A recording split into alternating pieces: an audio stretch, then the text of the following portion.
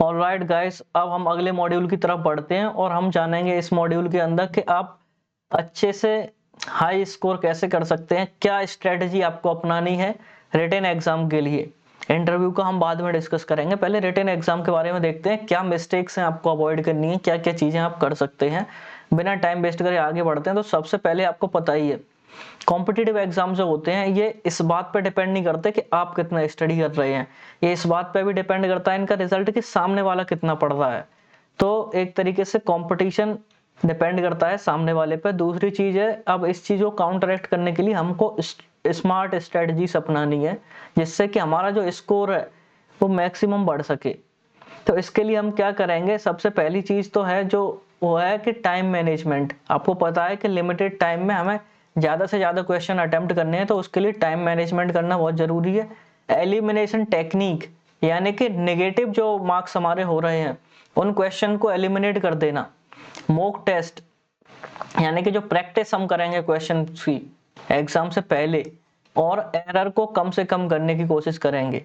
तो इसमें हम इन्हीं सारी चीजों को डिस्कस करने वाले हैं कि किस तरीके से आप जो कॉमन मिस्टेक्स होती हैं उसको अवॉइड कर सकते हैं और अपनी परफॉर्मेंस को बढ़ा सकते हैं, और कैसे कैसे किन एरियाज पे आप काम करके अपना स्कोर बढ़ा सकते हैं, किन एरियाज को अवॉइड करके किन चीजों को आप अपना स्कोर कम होने से, नेगेटिव होने से बचा सकते हैं। तो सबसे पहले हम बात करेंगे टाइम मैनेजमेंट टेक्निक्स की, कि एमसीक्यू सॉल्व करने के लिए टाइम कैसे मैनेज किया जाए। सबसे पहला पॉइंट, क्वेश्चंस को बहुत अच्छे से पढ़ना है आपको चॉइसेस देखने से पहले। और फिर एक बार क्या करना है, जब आपने क्वेश्चन पढ़ा, मान लीजिए क्वेश्चन पेपर मेरे सामने आया, मैंने क्वेश्चन को पढ़ा, एक बार कोशिश करिए कि आप ऑप्शंस ना देखें। बिना ऑप्शन देखे अगर आप कर पा रहे हैं तो अच्छी बात है, नहीं तो कई बार क्या होता है आंसर हमको पता होता है लेकिन ऑप्शंस इस तरीके से रखे जाते हैं कि वो हमको कंफ्यूज कर देते हैं। मान लो मुझे क्वेश्चन आ रहा है एकदम से, लेकिन मैंने ऑप्शन देखे कि अच्छा ये है इसका आंसर, ये भी हो सकता है, ये भी हो सकता है। यहाँ पे क्या होता है, आपके जो आंसर गलत होने के चांसेस बढ़ जाते हैं।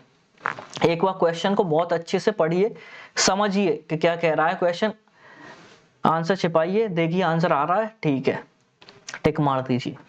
अगली चीज है कि क्वेश्चंस होंगे वो आपके कुछ इजी क्वेश्चंस रहेंगे, कुछ मॉडरेट रहेंगे, कुछ डिफिकल्ट रहेंगे। तो हमको क्या करना है, टाइम वेस्ट नहीं करना। जब आप कंप्यूटर पर खोल के बैठे होंगे तो इजी क्वेश्चंस में आप जल्दी से जल्दी सॉल्व करके कम से कम टाइम लेके आप करेंगे। जो इजी क्वेश्चंस में आप टाइम बचाएंगे, आप इनको मॉडरेट और डिफिकल्ट जो क्वेश्चंस होंगे वहां पर यूज करेंगे। यानी कि हमने जो एक टाइम अपना निकाला था एक क्वेश्चन को सॉल्व करने के लिए, हमें कितना लग रहा था, वो वैसा तो है नहीं कि हर क्वेश्चन वैसा, बहुत से क्वेश्चन ऐसे होंगे आपने क्वेश्चन देखा पढ़ा और आपको आंसर आ गया। बहुत से क्वेश्चन ऐसे होंगे कि थोड़ा सा सोचने के बाद आ गया या फिर थोड़ा सॉल्व करने के बाद आ गया, और कुछ क्वेश्चन ऐसे होते हैं जो हम बहुत सारा सॉल्व करते हैं फिर भी अनश्योर रह जाते हैं कि शायद ये है या फिर ये नहीं है। ऐसे क्वेश्चंस को हम आगे छोड़ सकते हैं, ज्यादा टाइम ना वेस्ट करके हम आगे बढ़ें और दूसरी चीजों पर देखें। तो सबसे पहले क्या करना है, इजी क्वेश्चन जो आ रहे हैं टिक मारिए, आगे बढ़िए। मॉडरेट है, थोड़ा सा सॉल्व करने पे हो रहे हैं, कर दीजिए थोड़ा सा टाइम लेके। और टाइम उससे ज्यादा लग रहा है तो क्वेश्चन पे ज्यादा टाइम वेस्ट करने की जगह आगे बढ़ जाइए, और उसमें एक रिव्यू का ऑप्शन रहेगा, मार्क फॉर रिव्यू, जो एंड में आप क्वेश्चन देख सकते हैं और आगे बढ़ के क्वेश्चन सॉल्व करिए। डिफिकल्ट क्वेश्चन है, 90 सेकंड लगेंगी, उस पर फोकस करिए। एक क्वेश्चन पे ज्यादा टाइम वेस्ट मत करिए, इससे क्या होगा, आपके बहुत सारे जो क्वेश्चंस होंगे वो अनअटेम्प्टेड रह जाएंगे, जो आपको आते होंगे तो बाद में रिग्रेट ना हो।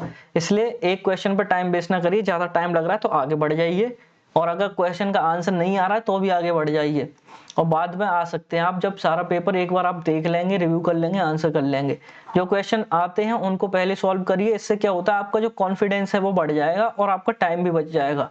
ऐसा नहीं है कि जो पहले क्वेश्चन नहीं आ रहे हैं उन पर टाइम वेस्ट करने लगे, इससे क्या होता है कि हमको एकदम से घबराहट होने लगती है, अच्छा सॉल्व भी नहीं हो रहा, आ भी नहीं रहा। तो उन क्वेश्चन को पहले अटेम्प्ट करने की कोशिश करिए। दूसरा है, एंड के जो 5 से 10 मिनट है इसको रखिए आप क्वेश्चंस को रिव्यू करने के लिए। इतने हमको पेपर इतना पहले कर लेना है कि हमारे पास इतना टाइम बच जाए, जो हमने क्वेश्चंस को मार्क किया है रिव्यू करने के लिए, हम वापस उन पे आ सकें। अगली चीज है कि जो ट्रिकी क्वेश्चंस होते हैं उनको कैसे हैंडल करें। तो जो ट्रिकी क्वेश्चन होते हैं उनमें आपको अलग से ही वर्ड दिख जाएंगे, जैसे कि एक्सेप्ट, यानी कि इनमें से कौन से सारी चीजें होती हैं, कौन सी नहीं होती, एक्सेप्ट, ट्रू और फॉल्स। ऐसे टर्म जहाँ पे दिखे हैं थोड़ा सा कॉशियस हो जाइए कि सोचने की जरूरत है कि क्या हो सकता है क्या नहीं हो सकता है, तो वहां पे जाइए, क्वेश्चन को आसान अच्छे से पढ़िए। ऐसा नहीं कि अच्छा अभी जब तक फॉलोइंग इज दिस सीधे सीधे आंसर देगा अच्छा टिक मार दिया, नहीं, इनमें से कोई वर्ड तो नहीं है, क्योंकि वो पूछना चाह रहा है कि कौन सा नहीं है या फिर कौन सा है कौन सा सही है, तो इन चीजों को इनको आइडेंटिफाई करिए। दूसरा है जो इनकरेक्ट चॉइसेस हैं उनको एलिमिनेट करने की कोशिश करिए। अब इनकरेक्ट चॉइसेस क्या हो सकती हैं, मान लीजिए आपने क्वेश्चन पढ़ा, 4 ऑप्शन आपके सामने है, लेकिन कुछ ऑप्शंस हैं ए बी सी डी में से, मान लीजिए बी और डी ऐसे ऑप्शन है, मुझे लग रहा है कि ये तो हो ही नहीं सकते, इस कॉन्सेप्ट से रिलेटेड ही नहीं है, जो मेरी नॉलेज है मैं देख पा रहा हूँ ए या सी में से कोई एक होगा, तो हमने बी और डी को एलिमिनेट कर दिया। अब यहाँ पे जो आप चांसेस आप लेंगे तो 50% चांसेस आपके हो जाएंगे सही होने के। अब उन दोनों में लॉजिक लगाइए कि जो आपने पढ़ा था उससे कौन सा रिलेटेड है, इन ऑप्शन में से कौन सा ज्यादा रिलेटेड है, अगर ऐसा है तो ये हो सकता है और ये वाला क्यों नहीं हो सकता। तो इस तरीके से एलिमिनेट करके आप सही ऑप्शन तक पहुंच सकते हैं। स्टेप नंबर 3 है क्रॉस चेक करिए, जो भी बेसिक प्रिंसिपल फॉर्मूला या फिर मैकेनिज्म उस क्वेश्चन में यूज हो रहा है, क्या मैंने वही चीज सोच रहा हूँ या मैंने कुछ जल्दबाजी तो नहीं करी। और फिर अगर आप मान लीजिए ए और बी में अटक गए हैं तो फिर ढंग से जो सोच समझिए आपको सही लग रहा है उस वाले ऑप्शन को टिक मार दीजिए। लेकिन ऐसा नहीं कि चारों ऑप्शन ही में आप कंफ्यूज हैं तो फिर मैं कहूंगा कि गैस मत करिए। अगर एक दो ऑप्शन में आपको लग रहा है कि इन दोनों में से कोई एक हो सकता है तो आप वहां पर टिक मार सकते हैं जो उनमें से आपको ज्यादा सही लग रहा है पिछली नॉलेज के बेसिस पे। कहीं कहीं जो ऐसे टर्म्स आएंगे जैसे कि always, never, completely, only, except, true false की तरह ही, तो यहाँ पे क्या होता है आप गलत होने के चांसेस बहुत ज्यादा बढ़ जाते हैं। इन टाइप के क्वेश्चंस में इन टर्म्स को आइडेंटिफाई करिए। तो ट्रिकी क्वेश्चन सॉल्व करने के तरीके क्या होगा, एब्सोल्यूट टर्म्स जैसे कि ऑलवेज, नेवर, कंप्लीटली, इनको पहले देखना है, एक्सेप्ट, ट्रू फॉल्स तो नहीं है, गलत चॉइसेस को एलिमिनेट करिए और फिर कम से कम ऑप्शंस जब बचें उसके बाद आप गैस कर सकते हैं। गैस वर्क ऐसे नहीं करना कि हवा में गैस कर दिया, उससे आपका नेगेटिव हो जाएंगे। एलिमिनेशन किस तरीके से करें, सबसे पहले तो जो एक्सट्रीम्स हैं ऑप्शन, जो बिल्कुल ही एक्सट्रीम आपको लग रहा है ये तो हो ही नहीं सकते, एलिमिनेट करो उन्हें नहीं करना।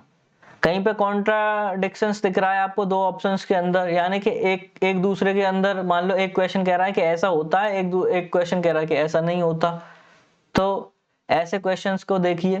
कंसेप्ट के बारे में सोचिए कि इसमें कौन सा कंसेप्ट यूज हो रहा है, पहले ही बता दी, कॉमन सेंस लगाइए अपना उसके बाद उसमें, और कौन सा राइट आंसर हो सकता है फिर उसमें से गैस मार दीजिए।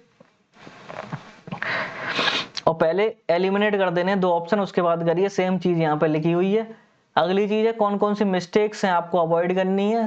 टफ क्वेश्चंस के ऊपर ज्यादा पैनिक नहीं करना है, अगर ऐसा टफ क्वेश्चन है तो सीधे से स्किप कर देंगे, आगे बढ़ जाएंगे और बाद में एंड में आएंगे हम सबसे। ओवर एनालाइज नहीं करना सिंपल क्वेश्चन को, क्या ये इतना आ रहा है मुझे, ये तो नहीं हो सकता, इसके पीछे कुछ और हो सकता है। कई क्वेश्चन होते हैं वो सिंपल होते हैं, जो आपको लग रहा है वही है, तो आपको जो पहला इंस्टिंक्ट आपका कह रहा है, मैंने बताया ऑप्शन छिपाने के बाद, बस वहां पे रहिए। और कौन सी चीजें हो सकती हैं जिसको आप अवॉइड कर सकते हैं, बहुत सारे क्वेश्चंस की प्रैक्टिस करना, मेन टेस्ट में बैठने से पहले तो प्रैक्टिस करते रहिए जब आप तैयारी कर रहे हैं। नेगेटिव मार्किंग को इग्नोर मत करना अननेसेसरी गैस करके, वरना ज्यादा नेगेटिव कर लोगे। और सिर्फ थ्योरी और थ्योरी के बेसिस पे मत जाना, कॉन्सेप्ट्स को एमसीक्यू और केस बेस्ड क्वेश्चन के साथ प्रैक्टिस करके आना। जब भी आप एग्जाम देने आओ तो एमसीक्यू की प्रैक्टिस होना बहुत जरूरी है, ऐसा नहीं कि थ्योरी पढ़ के आ गए। तो इसके लिए आप क्या करेंगे, एग्जाम में जब भी आप आ रहे हैं शांति से बैठिए, फोकस रहिए और ज्यादा पैनिक मत करिए कि भाई ये है, घबराना नहीं है, आसानी से रिलैक्स्ड होकर बैठिए जैसे कि आप नॉर्मली अपने कॉलेज का टेस्ट देते हैं, कि इतना बड़ी चीज नहीं है, हो जाएगा।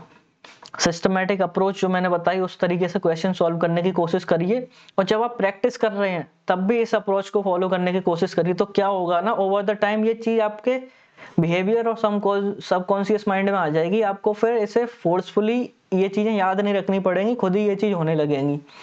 और कम से कम 10 क्वेश्चन पेपर पूरे सॉल्व करिए, इससे रिलेटेड जो भी क्वेश्चंस आपको मिलते हैं उसे पूरा सॉल्व करना है, फुल लेंथ वालों को। अगली चीज आपको देखने को मिलेगी कि टाइम मैनेजमेंट किस तरीके से करना है, ये सारी चीजें हमने इस देख ली यहाँ पे पूरी। एलिमिनेशन टेक्निक किस तरीके से करनी है, मॉक टेस्ट के बारे में हमने देख लिया, कॉन्फिडेंट रहना है, नेगेटिव मार्किंग अवॉइड करनी है। और जब आप प्रैक्टिस कर रहे हैं क्वेश्चन की तो ये मान के चलिए कि आप रियल एग्जाम दे रहे हैं, तो पूरा अपना 2 घंटे का टाइमर लगाइए, क्वेश्चन लीजिए, बैठिए, सॉल्व करिए, बाद में एनालाइज करिए कि आप कितने क्वेश्चन सही कर पाए, कितने क्वेश्चंस आपके गलत हो गए। तो ये सारी चीजें हैं। और इसके मॉड्यूल के एंड में एक ये कोट है जो आज का मैसेज है कि your preparation defines your success, train smart not just hard. ये सारे टेक्निक्स जो हमने बताई सब स्मार्ट वर्क पर फोकस करती हैं। ये नहीं कि सिर्फ गधे की तरह मेहनत करते रहनी है। फोकस्ड रहिए और प्रैक्टिस करते रहिए कंसिस्टेंटली चीज़ों की, और आप सफलता के एक कदम आगे बढ़ते चले जाएंगे। और इतना कोई कठिन नहीं है जितना आप सोच रहे हैं, आसानी से सिलेक्शन हो जाता है। ये सारी चीज़ें ध्यान में रखिए तो आपके सिलेक्शन के चांसेस बहुत ज़्यादा बढ़ जाते हैं।